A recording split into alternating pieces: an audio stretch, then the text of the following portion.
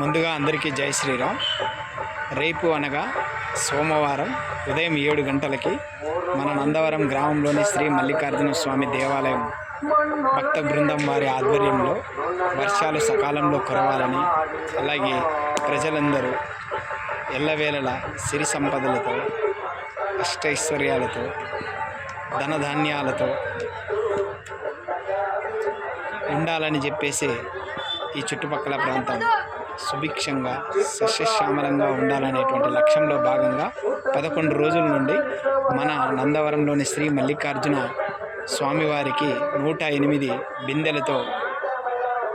బిందెల గంగ నీటితో అభిషేకం చేశారు.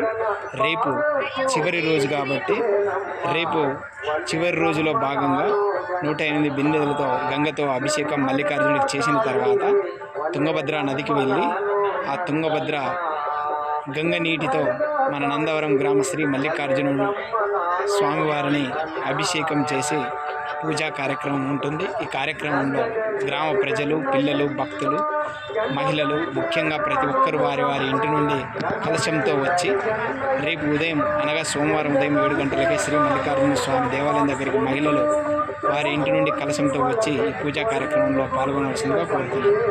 ఓం నమః శివాయ. జై శ్రీరామ్.